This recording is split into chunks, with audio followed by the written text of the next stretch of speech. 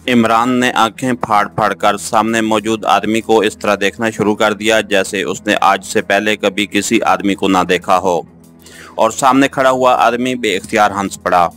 मुझे देखकर तुम्हें इतनी हैरत क्यों हो रही है अली इमरान?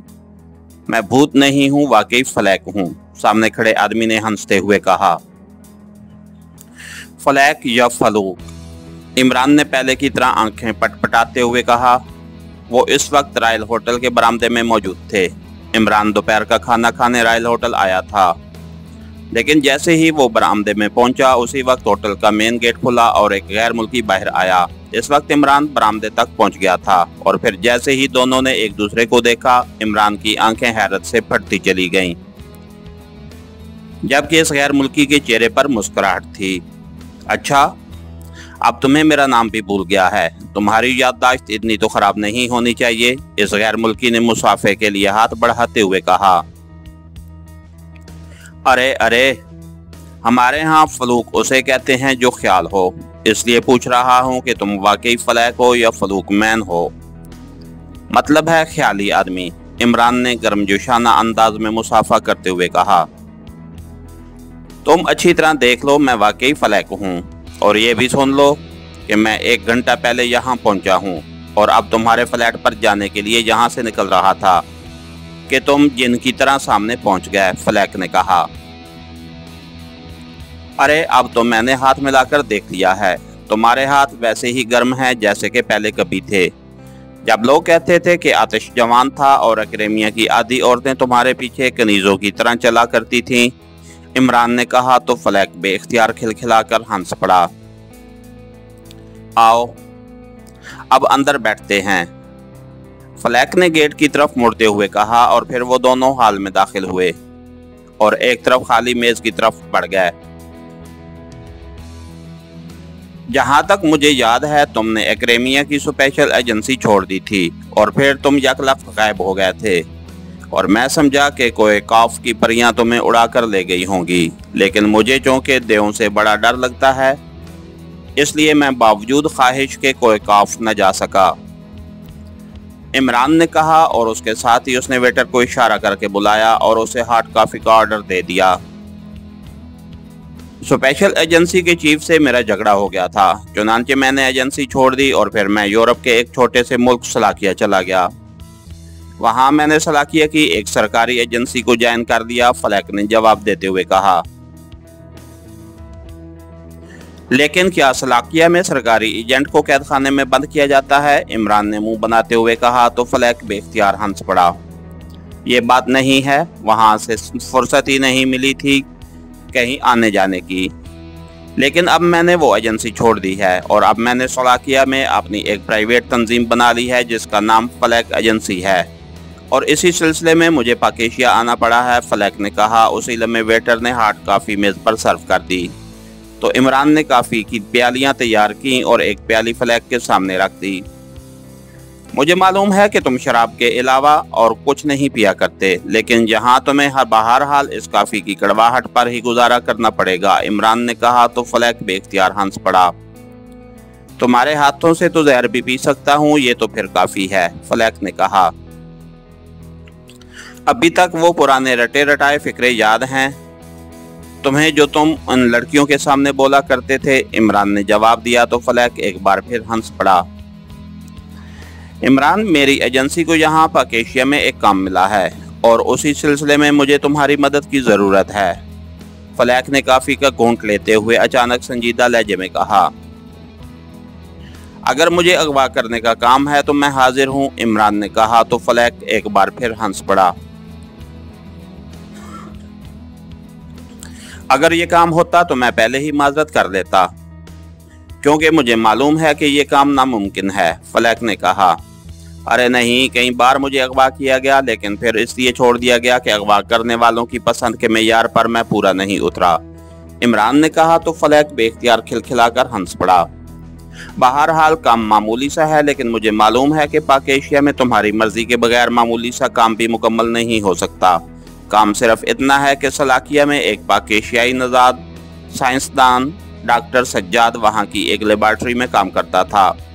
वो इस लेबॉर्ट्री से फरार होकर पाकेशिया आ गया है और अपने साथ उस लेबॉर्ट्री में मुकम्मल होने वाले एक साइंसी फार्मूले की कॉपी भी ले आया है। ये फार्मूला दिफाई नहीं है, बल्कि ये फार्मूला ज़मीन की तहों में मौजूद तेल की तलाश के एक जदीद तरीन आले का है। ऐसा आला जो इस काम में बेशुमार रुकावटों को दूर कर देगा। सलाकिया इस आले को इस वक्त ओपन करना चाहता है जब ये मुकम्मल हो जाए, और इस आले की फ़रोख्त से अपने मुल्क के लिए भारी ज़र मुबादला कमाना चाहता है। लेकिन डॉक्टर सज्जाद ने अगर ये फार्मूला किसी और मुल्क को फ़रोख्त कर दिया और उन्होंने आला बनाकर उसे पहले ओपन कर दिया तो सलाकिया का तमाम मंसूबा ख़त्म हो जाएगा, फलैक ने कहा। क्या ये फार्मूला डॉक्टर सज्जाद की रिसर्च पर मबनी है? इमरान ने कहा। नहीं, वो सलाकिया के एक यहूदी साइंसदान डॉक्टर रोनाल्ड की रिसर्च पर मबनी है। डॉक्टर सज्जाद इस लेबॉर्ट्री में तवील अरसे से काम करता था जहां यह फार्मूला मुकम्मल होने के लिए भिजवाया था, और डॉक्टर सज्जाद उसे ले उड़ा, फलैक ने जवाब दिया। ये कैसे मालूम हुआ कि डॉक्टर सज्जाद जाते हुए अपने साथ फार्मूले की कॉपी ले गया है? इमरान ने पूछा। वहां ऐसे शवाहिद मिले होंगे, मुझे तफसील का तो इल्म नहीं है, फलैक ने जवाब दिया।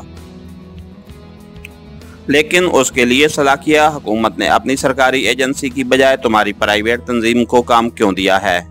और वैसे भी वो हुकूमत पाकेशिया से सरकारी सतह पर बात करते तो ये कॉपी वापस ले सकते थे, इमरान ने कहा।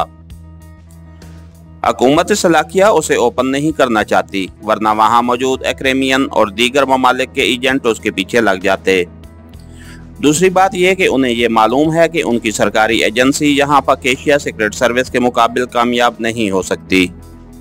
मेरे बारे में उनके पास इतलात मौजूद थी कि मैं तुम्हारा दोस्त हूँ, इसलिए उन्होंने मुझे बुलाकर मुझसे बात की, और जब मुझे यकीन हो गया कि फार्मूला वाकई सलाकिया का है और डॉक्टर सज्जाद ने उसे चोरी किया है तो मैंने मिशन मुकम्मल करने की हामी भर ली, क्योंकि मुझे मालूम है कि तुम असूलों की खिलाफ वर्जी नहीं करते और ना ही किसी को करने देते हो, फलैक ने जवाब दिया।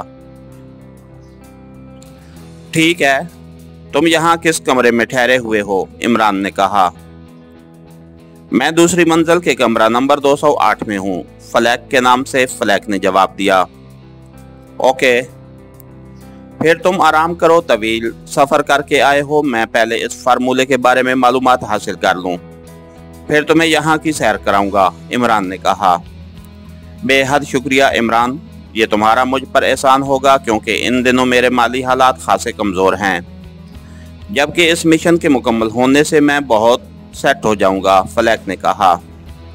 अरे तुम एक फार्मूले की बात कर रहे हो, मैं तुम्हें 10 फार्मूले ला दूंगा, बेफिक्र रहो, इमरान ने कहा। तो फलैक बेख्तियार हंस पड़ा और फिर फलैक उससे मुसाफिया करके लिफ्ट की तरफ बढ़ गया, जबकि इमरान ने वेटर को बिल अदा किया और तेज तेज कदम उठाता वो होटल से बाहर आकर पार्किंग की तरफ बढ़ गया। थोड़ी देर बाद उसकी कार तेजी से दानिश मंजिल की तरफ बढ़ ही चली जा रही थी। दानिश मंजिल पहुंचकर वो जैसे ही ऑपरेशन रूम में दाखिल हुआ, ब्लैक जीरो अपनी आदत के मुताबिक एहतरामन उठ खड़ा हुआ। पहले ये बताओ कि दोपहर का खाना तुम खा चुके हो या नहीं? इमरान ने सलाम दुआ के बाद पूछा। अभी तो नहीं खाया। क्यों? ब्लैक जीरो ने हैरान होकर पूछा।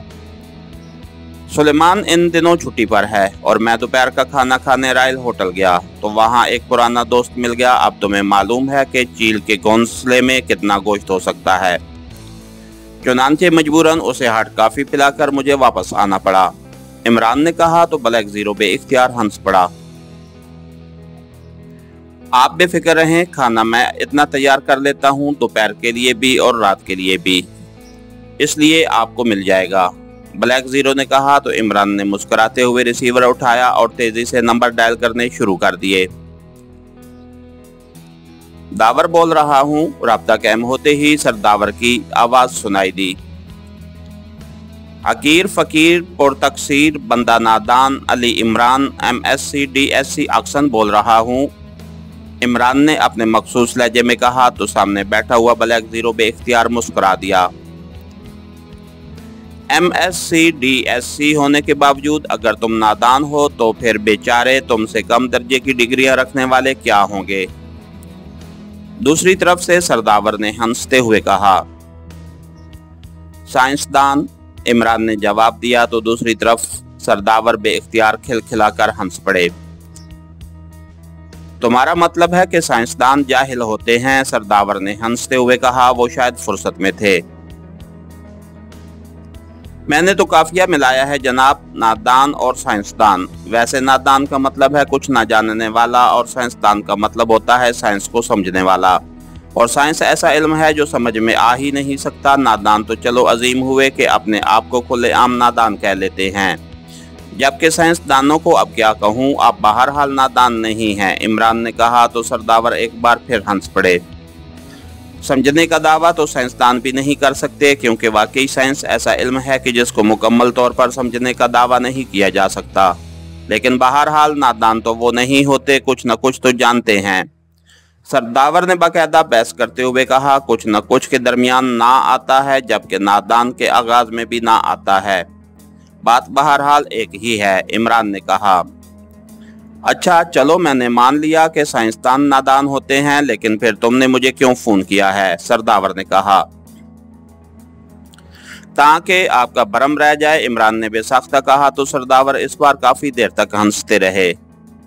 तुमसे बातों में जीतना नामुमकिन है। बहरहाल अब मैंने काफी पीनी है, इसलिए अब बता दो कि फोन क्यों किया है, सरदावर ने कहा।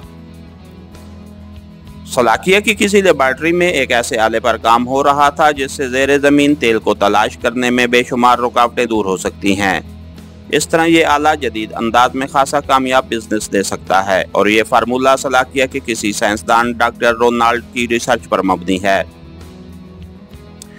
इस लेबॉर्ट्री में पाकिस्तानी नजात डॉक्टर सज्जाद भी काम करता था। डॉक्टर सज्जाद वहां से फरार होकर पाकिस्तान आ गया है और इस फार्मूले की कॉपी भी साथ ले आया है। जबकि सलाकिया की एक एजेंसी में काम करने वाला मेरा पुराना दोस्त है, वो मेरे पास आया है ताकि मैं चोरी होने वाले माल को बरामद कर सकूं और उसे वापस दे दूं, इमरान ने कहा। यह फार्मूला दिफाई तो नहीं है, फिर इस डॉक्टर सज्जाद ने उसे क्यों चोरी किया है, सरदावर ने कहा। मेरा ख्याल है कि इस फार्मूले की फरोख्त से काफी दौलत कमाई जा सकती है, इमरान ने कहा। ओह, फिर तो वाकई ये चोरी है, लेकिन मैं इस सिलसिले में क्या कर सकता हूँ, सरदावर ने कहा। क्या आप डॉक्टर रोनाल्ड से वाकिफ हैं, इमरान ने कहा। नहीं, मुझे याद तो नहीं आ रहा, लेकिन सलाकिया के चंद बड़े बड़े साइंसदान मेरे दोस्त हैं, उनसे मालूम किया जा सकता है। लेकिन तुम क्या मालूम करना चाहते हो, सरदावर ने कहा। पहली बात तो ये कि ये क्या वाकई ये फार्मूला चुराया गया है। दूसरी बात ये कि क्या ये वाकई डॉक्टर रोनाल्ड की सर्च है। ऐसा ना हो कि ये डॉक्टर सज्जाद की ही रिसर्च हो और मुझे चक्कर देकर उसे वापस हासिल किया जा रहा हो। और तीसरी बात यह कि यहाँ डॉक्टर सज्जाद से लाजमन कोई न कोई साइंसदान वाकिफ होगा, उसे बहरहाल तलाश करना ही पड़ेगा, इमरान ने कहा। ठीक है, मैं कोशिश करता हूँ कि कुछ मालूम हो जाए। तुम मुझे 1 घंटे बाद फोन कर लेना, सरदावर ने कहा। ओके, इमरान ने कहा और उसके साथ ही उसने रिसीवर रख दिया।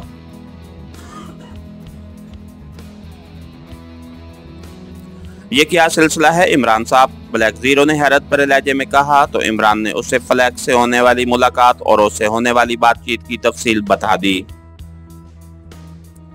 वैसे ये आला पाकिस्तान के भी तो काम आ सकता है, यहाँ भी तो तेल की तलाश का सिलसिला चलता ही रहता है, ब्लैक जीरो ने कहा। नहीं, ये असूल के खिलाफ है। जब ये आला बन जाएगा तो सलाकिया जाहिर है उसे फरोख्त करेगा, और हमारे मुल्क में बहरहाल तेल की तलाश बड़ी कंपनियां करती हैं, हुकूमत अपने तौर पर नहीं करती। इसलिए वो कंपनियां खुद ही अपनी सहूलत के लिए ये आला खरीद लेंगी, इमरान ने कहा। तो ब्लैक जीरो ने इस बात में सर हिला दिया। ठीक है, आपकी बात दुरुस्त है, ब्लैक जीरो ने कहा। अब तुम खाना लगाओ, मेरे पेट में चूहे छोड़ टाइगर दौड़ने लग गए हैं, इमरान ने कहा। ठीक है, डाइनिंग हॉल में आ जाएं, ब्लैक जीरो ने उठते हुए कहा। और फिर डाइनिंग हॉल में खाना खाने के बाद दोनों वापस ऑपरेशन रूम में आकर बैठ गए। इमरान साहब, डॉक्टर सज्जाद को कैसे तलाश किया जाएगा, ब्लैक जीरो ने कहा। देखो, पहले कंफर्मेशन हो जाए फिर कुछ सोचेंगे, इमरान ने कहा। और फिर 1 घंटे बाद उसने सरदावर को दोबारा फोन किया। इमरान, मैंने सलाकिया से मालूम कर दिया है, ये फार्मूला वाकई डॉक्टर रोनाल्ड की इजाद है, और डॉक्टर रोनाल्ड भी उसी लेबॉर्ट्री में काम कर रहे हैं जहां डॉक्टर सज्जाद काम करता था। मेरी डॉक्टर रोनाल्ड से बात हुई है। उन्होंने मुझसे भी दरख्वास्त की है कि इस फार्मूले की कॉपी को वापस दिलाने में उनकी मदद की जाए, क्योंकि इस फार्मूले की वजह से डॉक्टर रोनाल्ड का ख्याल है कि उन्हें इतनी रॉयल्टी मिल जाएगी और उनकी बाकी ज़िंदगी आराम से गुजर जाएगी। जहां तक डॉक्टर सज्जाद का ताल्लुक है तो मैंने यहाँ चंद साइंसदानों से मालूम किया है जिनका ताल्लुक सलाकिया से रहा है। रेड लेबोरेटरी में काम करने वाले डॉक्टर सुल्तान ने मुझे बताया है कि 2 रोज पहले उनकी मुलाकात डॉक्टर सज्जाद से हुई थी। डॉक्टर सज्जाद ने उन्हें बताया कि वो अब मुस्तकिल यहीं पाकेशिया में शिफ्ट हो गया है और वो खैयाबान कॉलोनी की कोठी नंबर 12A में रिहाइश पजीर है। सरदावर ने कहा, अरे आपने तो सारा केस ही मुकम्मल कर दिया। इसका मतलब है कि आपने चीफ से चेक लेने का मेरा स्कोप खत्म कर दिया है, वरना मैं चीफ को चक्कर देकर उसे कुछ न कुछ हासिल कर ही लेता। इमरान ने कहा तो दूसरी तरफ से सरदावर बेख्तियार हंस पड़े। चीफ का नंबर मुझे मालूम नहीं है, वरना मैं उसे होशियार कर देता, क्योंकि मुझे मालूम है कि तुमने अब उसे चक्कर दे ही देना है। सरदावर ने हंसते हुए कहा, अरे तो फिर आप चीफ को नहीं जानते? अगर नोबेल प्राइज देने वाले कंजूसी पर भी नोबेल प्राइज दिया करते तो हर साल का नोबेल प्राइज चीफ को ही मिलता। इमरान ने कहा, इसके बावजूद तुम उनसे चेक हासिल कर लेते हो। सरदावर ने कहा तो इस बार इमरान बेइख्तियार हंस पड़ा। अब क्या करूं, आखिर नादान हूं, साइंसदान का हम काफिया। अल्लाह हाफिज, इमरान ने कहा और उसके साथ ही उसने क्रेडल दबाया और फिर ट्यून आने पर उसने इंक्वायरी के नंबर प्रेस कर दिए। Yes, inquiry please. दूसरी तरफ से एक निस्वानी आवाज सुनाई दी। असिस्टेंट डायरेक्टर सेंट्रल इंटेलिजेंस बोल रहा हूं, इमरान ने लहजे को तकमाना बनाते हुए कहा। यस सर, हुक्म सर। दूसरी तरफ से मुदबाना लहजे में कहा गया, मुझे खैयाबान कॉलोनी की कोठी नंबर 12A में नस्ब फोन का नंबर मालूम करना है। इमरान ने कहा, होल्ड करें सर, मैं कंप्यूटर से मालूम करके बताती हूँ। दूसरी तरफ से कहा गया और फिर थोड़ी देर बाद ही उसने फोन नंबर बता दिया। थैंक यू, इमरान ने कहा और क्रेडल दबा दिया और फिर ट्यून आने पर उसने वही नंबर प्रेस कर दिया जो इंक्वायरी ऑपरेटर ने बताया था। जी साहब, एक भराई हुई आवाज सुनाई दी। बोलने वाले के लहजे से ही मालूम होता था कि वो मुलाजिम है। मेरा नाम डॉक्टर सुल्तान है। डॉक्टर सज्जाद साहब ने मुझे ये नंबर दिया था, क्या उनसे बात हो सकती है? इमरान ने कहा, साहिब उस वक्त मौजूद नहीं है जनाब, अलबत्ता 1 घंटे बाद वो आएंगे। आप 1 घंटे बाद फोन कर लें या कोई पैगाम हो तो मुझे बता दें, मुलाजिम ने कहा। वो कहाँ गए हैं? इमरान ने पूछा। जी वो मुझे ये कहकर गए हैं कि वो 2 घंटे बाद आ जाएंगे और उन्हें गए हुए 1 घंटा हो गया है, मुलाजिम ने जवाब दिया। ओके, मैं 1 घंटे बाद दोबारा फोन कर लूंगा, इमरान ने कहा और रिसीवर रख दिया। इसका मतलब है कि सरदावर को दुरुस्त बताया गया है, ब्लैक जीरो ने कहा। हाँ, इमरान ने जवाब दिया। तो अब क्या करें? ब्लैक जीरो ने कहा। क्या करना है? डॉक्टर सज्जाद से फार्मूले की कॉपी लेकर फ्लैग को दे दूंगा। और क्या करना है? इमरान ने कहा।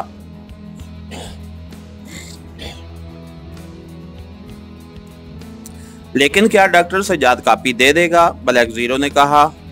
जोसेफ और जवाना को साथ ले जाना पड़ेगा, फिर एक छोड़ 10 कापियां मिल जाएंगी, इमरान ने कहा। तो ब्लैक जीरो ने इस अंदाज में सर हिला दिया जैसे वो इमरान की बात से मुत्तफिक हो। इमरान साहब, ये डॉक्टर सज्जाद जिस तरह खुलेआम यहाँ रह रहा है, इसका मतलब है कि उसके ज़हन में ये बात नहीं है कि सलाकिया वाले उसे तलाश करने यहाँ भी आ सकते हैं, ब्लैक जीरो ने कहा। वो साइंसदान है और मैंने सरदावर को भी बताया था कि साइंसदान और नादान हम काफिया हैं।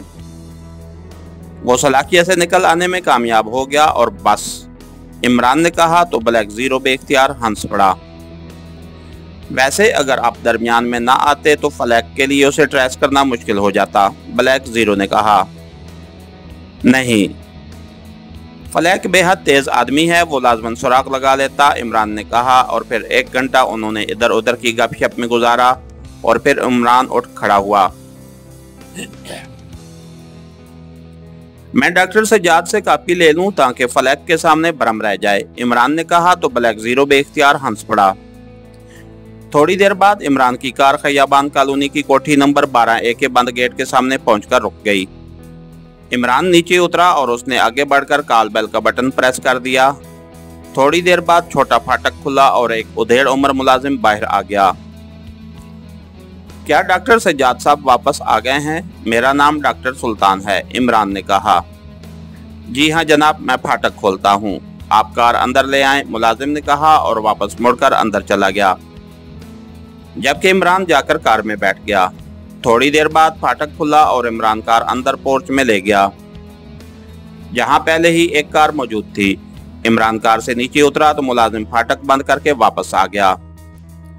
आइए, मुलाजिम ने कहा और फिर वो उसे बरामदे के कोने में मौजूद एक दरमियाने दर्जे के ड्राइंग रूम में ले आया। तशरीफ रखें, मैं साहिब को इत्ला देता हूँ, मुलाजिम ने कहा तो इमरान सर हिलाते हुए सोफे पर बैठ गया। थोड़ी देर बाद ही पर्दा हटा और एक उधेड़ उम्र आदमी अंदर दाखिल हुआ। उसकी आंखों पर मोटे शीशों की नजर की ऐनक थी, वो आधे सर से गंजा था। ओह, आप कौन हैं?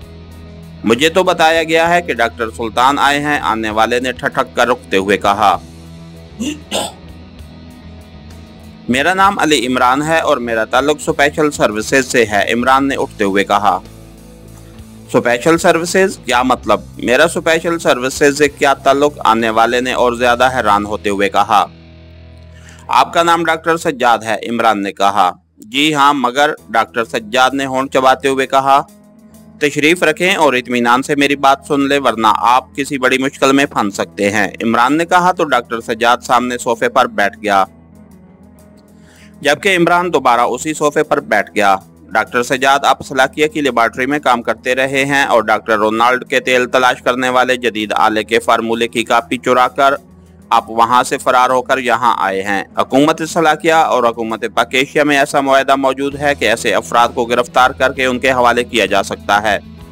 चुनांचे हुकूमत सलाकिया ने हुकूमत पाकेशिया से दरख्वास्त की और फिर ये केस स्पेशल सर्विसेज को दे दिया गया, जिसके नतीजे में आपको ट्रेस किया गया और अब मैं यहाँ मौजूद हूँ। अब एक सूरत तो यह है कि आपको गिरफ्तार करके हुकूमत सलाकिया के हवाले कर दिया जाए, जहाँ यकीनन आपको भयानक सजा भी दी जा सकती है, लेकिन आप साइंसदान हैं और पाकेशियाई निजात हैं और मैं ज़ाती तौर पर साइंसदानों की बड़ी इज्जत करता हूँ।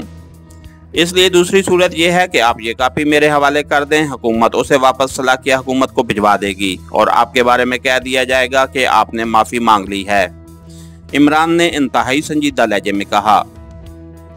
ये आप क्या कह रहे हैं? मैंने कोई फार्मूला या उसकी कापी नहीं चुराई, डॉक्टर सज्जाद ने होंठ चबाते हुए कहा। डॉक्टर सज्जाद, आप साइंसदान हैं, आपको मालूम नहीं है कि स्पेशल सर्विसेज किस अंदाज में काम करती है। आपको मैं गिरफ्तार करके हेडक्वार्टर ले जाऊंगा और आप पर 3rd डिग्री इस्तेमाल हुई तो फिर कापी भी सामने आ जाएगी और आपकी बाकी जिंदगी भी जेल की कोठड़ी में गुजर जाएगी, क्योंकि पाकेशिया हुकूमत का कानून ऐसा ही है। अब फैसला आप कर लें, इमरान ने इंतहाई सर्द लहजे में कहा। लेकिन इस फार्मूले से पाकेशिया को भी फायदा पहुंच सकता है, डॉक्टर सज्जाद ने यकलख्त घबराए हुए लहजे में कहा। हुकूमत सलाकिया से हुकूमत पाकेशिया की बात हो चुकी है, जब वो आला तैयार कर लेंगे तो एक आला तोहफे के तौर पर हुकूमत पाकेशिया को दे देंगे। इसलिए जो फायदा आप सोच रहे हैं वो वैसे ही पाकेशिया को दस्तयाब हो जाएगा, अलबत्ता आपकी जिंदगी खत्म हो जाएगी, इमरान ने जवाब देते हुए कहा। लेकिन इस बात का आपके पास क्या सबूत है कि आपका ताल्लुक स्पेशल सर्विसेज से है? डॉक्टर सज्जाद ने कहा। आप मेरे साथ हेडक्वार्टर चलें, सबूत आपको मिल जाएगा, लेकिन फिर कोई रियायत नहीं होगी, इमरान ने कहा। ओह ओह, मगर, डॉक्टर सज्जाद ने इंतहाई उलझे हुए लहजे में कहा। डॉक्टर सज्जाद, आपकी डॉक्टर सुल्तान से मुलाकात हुई है और डॉक्टर सुल्तान सरकारी लेबॉर्ट्री में साइंसदान है और इस वक्त तमाम सरकारी लेबॉर्ट्रियों की मैनेजमेंट के इंचार्ज डॉक्टर सरदावर हैं। क्या आप सरदावर को जानते हैं? इमरान ने उसे उलझते हुए देखकर कहा। सरदावर? हाँ, वो मेरे उस्ताद रहे हैं, मगर आप उनका हवाला क्यों दे रहे हैं? डॉक्टर सज्जाद ने कहा। अगर सरदावर आपको फोन पर कह दें कि तो क्या आप मुझे वो कापी दे देंगे? इमरान ने कहा। जब मेरे पास कोई कापी होगी तो मैं दूंगा, डॉक्टर सज्जाद ने कहा तो इमरान ने बेइख्तियार एक तवील सांस लिया।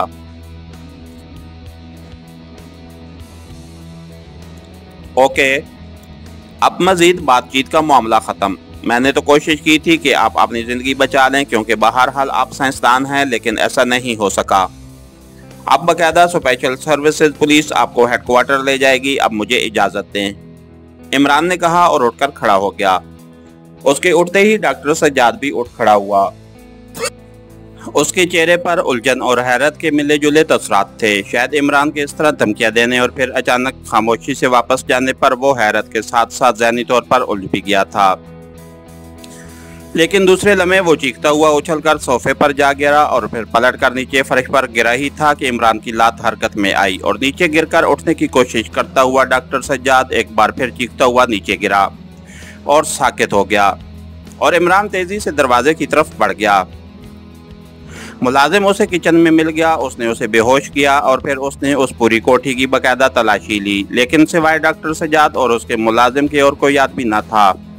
इमरान ने अब खुद ही कोठी की तलाशी लेना शुरू कर दी ताकि वो इस कापी को पहले हासिल कर ले। वो ऐसी तमाम जगह चेक कर रहा था जहां डॉक्टर सज्जाद कापी रख सकता था, लेकिन जब उसे कापी ना मिली तो इमरान वापस ड्राइंग रूम में आया और उसने डॉक्टर सज्जाद को उठाकर कंधे पर डाला और बाहर लाकर उसे अपनी कार की एक बी सीट पर डालकर दरवाजा बंद किया और फिर खुद ही आगे बढ़कर उसने फाटक खोला और वापस मुड़कर वो कार को बैक करके पोर्च से बाहर ले आया और फिर उसे फाटक से बाहर लाकर रोका और फिर नीचे उतरकर उसने फाटक बंद किया और खुद छोटे फाटक से बाहर निकलकर कार में बैठा और फिर उसकी कार तेजी से राना हाउस की तरफ बढ़ती चली गई। राना हाउस पहुंचकर उसने जोसेफ को डॉक्टर सज्जाद को कार से निकालकर ब्लैक रूम में पहुंचाने और राड में जकड़ने की हदायत की और वो खुद उस कमरे की तरफ बढ़ गया जहां फोन मौजूद था। उसने रिसीवर उठाया और नंबर डायल करने शुरू कर दिए। एक्सटो राब्ता कायम होते ही दूसरी तरफ से ब्लैक जीरो की मखसूस आवाज सुनाई दी। इमरान बोल रहा हूँ ताहिर, राना हाउस से डॉक्टर सज्जाद को मैं उसकी रिहाइशगाह से ले आया हूँ। अलबत्ता वहाँ उसका मुलाजिम बेहोश पड़ा है। अगर उसे जल्दी होश आ गया तो वो लाजमन पुलिस वगैरह को इतला देगा, जबकि मैं चाहता हूँ कि डॉक्टर सज्जाद से वो कापी हासिल करके उसे वापस पहुँचा दूँ। तुम किसी मेंबर को वहाँ भिजवा दो ताकि वो इस मुलाजिम का ख्याल रखे। जब मैं डॉक्टर सज्जाद को वापस पहुँचाऊँगा तो फिर उसे भी वहाँ से फारिग कर दिया जाएगा, इमरान ने कहा।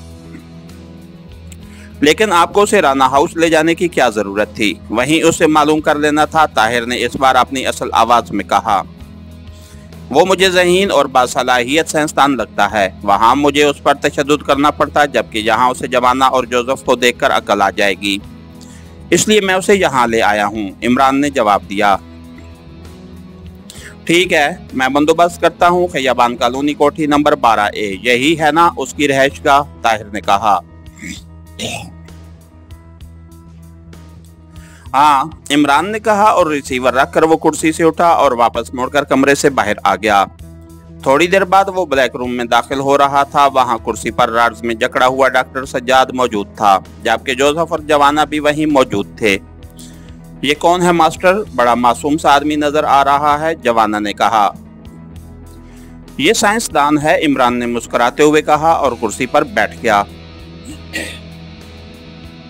जोसेफ, इसका नाक और मुंह बंद करके इसे होश में ले आओ और फिर अलमारी से खारदार कोड़ा निकालकर इसके पास खड़े हो जाओ। तुमने मेरे हुक्म पर कोड़ा चटखाना जरूर है, लेकिन उसे मारना नहीं, वरना ये एक ही कोड़े में हलाक हो जाएगा, इमरान ने कहा। यस बॉस, जोसेफ ने कहा और आगे बढ़कर उसने डॉक्टर सज्जाद का नाक और मुंह एक ही हाथ से बंद कर दिया। चंद लम्हों बाद जब उसके जिस्म में हरकत के आसार नमूदार होने लगे तो जोसेफ पीछे हट गया और उसने दीवार में मौजूद अलमारी खोलकर उसमें से खारदार कोड़ा निकाला। खारदार कोड़ा निकाला और डॉक्टर सज्जाद के सामने इस अंदाज में खड़ा हो गया जैसे इमरान के हुक्म पर वो इस पर कोड़े बरसाना शुरू कर देगा। जबकि जवाना इमरान की कुर्सी की साइड पर किसी देव की तरह दोनों हाथ सीने पर बांधे खड़ा था। डॉक्टर सज्जाद ने आंखें खोली और फिर पूरी तरह होश में आते ही उसके मुंह से चीख सी निकल गई। उसने बेख्तियार उठने की कोशिश की, लेकिन जाहिर है राड्स में जकड़े होने की वजह से वो सिर्फ किस्मसा कर ही रह गया था। उसी लम्हे जोसेफ ने कोड़े को फिजा में चटखाया तो डॉक्टर सज्जाद के मुंह से बेख्तियार इस अंदाज में चीख निकली जैसे जोसेफ ने कोड़ा उसके जिस्म पर मार दिया हो। उसका रंग जर्द पड़ गया था और आंखें खौफ से फट गई थीं। वो वाकई इस माहौल को देखकर बेहद खौफजदा हो गया था। मैंने तो शराफत से काम लेने की कोशिश की थी डॉक्टर सज्जाद, लेकिन तुमने खुद ही अपने आप को अजाब में डाला है, इमरान ने अचानक सर्द लहजे में कहा। तुम मम मगर ये सब क्या है? डॉक्टर सज्जाद ने इंतहाई खौफजदा लहजे में कहा। अब भी वक्त है वो कापी देकर अपनी जान बचा लो, वरना ये दोनों तुम्हें ना मरने देंगे और ना जीने, इमरान ने इंतहाई सर्द लहजे में कहा। पप प्लीज प्लीज मुझे कुछ ना कहो, वो कापी ले लो, पप प्लीज। डॉक्टर सज्जाद की हालत वाकई बेहद खराब हो गई थी। कहाँ है कापी, बोलो, इमरान ने कहा। मम मेरी रैशगाह में, डॉक्टर सज्जाद ने इंतहाई खौफजदा लहजे में कहा।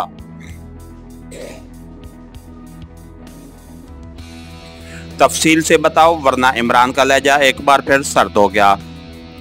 मेरे बेडरूम में एक बच्चे की बड़ी सी तस्वीर लगी हुई है। उस तस्वीर के पीछे खुफिया सेफ है जो इस कील के दबाने से जिससे तस्वीर लटकी हुई है सामने आता है। ये नंबरों वाला सेफ है, फार्मूले की कापी उस सेफ में है, डॉक्टर सज्जाद ने कहा। सेफ के नंबर्स क्या हैं? इमरान ने कहा तो डॉक्टर सज्जाद ने नंबर बता दिए। उसका ख्याल रखना, मैं आ रहा हूँ, इमरान ने कहा और उठकर वो ब्लैक रूम से बाहर आया और फिर फोन वाले कमरे में पहुंचकर उसने एक बार फिर रिसीवर उठाया और तेजी से नंबर डायल करने शुरू कर दिए। काफी देर तक घंटी बजती रही और फिर रिसीवर उठा लिया गया। यस, एक आवाज सुनाई दी और इमरान बेख्तियार मुस्कुरा दिया, क्योंकि वो सिर्फ एक लफ्ज सुनने से ही पहचान गया था कि बोलने वाला नौमानी है। 3 बार यस कहना पड़ता है नौमानी, इमरान ने कहा। ओह इमरान साहब, आप? मैं अभी यहाँ पहुँचा हूँ तो घंटी बज रही थी। मेरी समझ में नहीं आ रहा था कि मैं क्या करूँ। चीफ ने तो कहा था कि आप इस साइंसदान को लेकर यहाँ वापस आएंगे, तब तक मैं मुलाजिम को बेहोश रखूं, लेकिन आपने तो फोन कर दिया है, नौमानी ने जवाब दिया। क्योंकि तुम्हारी समझ में नहीं आ रहा था कि तुम क्या करो, इसलिए वही बताने के लिए मैंने फोन किया है। यहाँ बेडरूम में जाओ और बेफिक्र होकर जाना, बेडरूम खाली पड़ा है। उसकी एक दीवार पर एक बच्चे की तस्वीर है। उस तस्वीर के पीछे एक खुफिया सेफ है जो उस कील को दबाने से जाहिर होता है जिस कील से तस्वीर लटकी हुई है। ये सेफ नंबरों वाला है, मैं तुम्हें उसके नंबर बता देता हूँ। तुमने इस सेफ को खोलना है, उसमें फार्मूले की एक कापी मौजूद है। अगर वो कापी वहाँ मौजूद हो तो तुम मुझे इतला दोगे, और अगर ना हो तब भी इतला दोगे, इमरान ने कहा और उसके साथ ही उसने सेफ के नंबर बता दिए। आप कहां से फोन कर रहे हैं और ये चक्कर क्या है? नौमानी ने कहा। राना हाउस से बात कर रहा हूं, चक्कर दोस्ती का है। तुम ऐसा करो कि यहाँ फोन होल्ड कर दो, उसकी एक्सटेंशन बेडरूम में होगी, वहां से मुझे इतला दे देना, मैं फोन पर ही रहूंगा, इमरान ने कहा। ओके, नौमानी ने कहा और उसके साथ ही रिसीवर एक तरफ रखे जाने की आवाज सुनाई दी। इमरान खामोश बैठा रहा। हेलो। थोड़ी देर बाद नौमानी की आवाज सुनाई दी। यस, क्या रहा? इमरान ने कहा। एक फाइल मौजूद है जिस पर EST के अल्फाज लिखे हुए हैं। अंदर 4 सफ़हात हैं जो कंप्यूटर कोड में हैं, नौमानी ने कहा। फाइल पर कोई राइटिंग वगैरह? इमरान ने कहा। हाँ, उस पर सुपर एक्स लेबॉर्ट्री सलाकिया मौजूद है, नौमान ने जवाब दिया। ओके, यही फाइल है। तुम ये फाइल यहाँ से उठाकर दानिशमंद चीफ को पहुँचा दो और तुम्हारा काम खत्म, इमरान ने कहा और उसके साथ ही उसने रिसीवर रख दिया। उसके चेहरे पर इत्मीनान के तसरात उभर आए थे। इसके साथ ही हमारी आज की एपिसोड का इख्तिताम हुआ। कहानीगर चैनल को लाइक कीजिए, सब्सक्राइब कीजिए और बेल आइकन को प्रेस कर दीजिए ताकि हर आने वाली नई वीडियो आप तक बर वक्त पहुँच सके। शुक्रिया।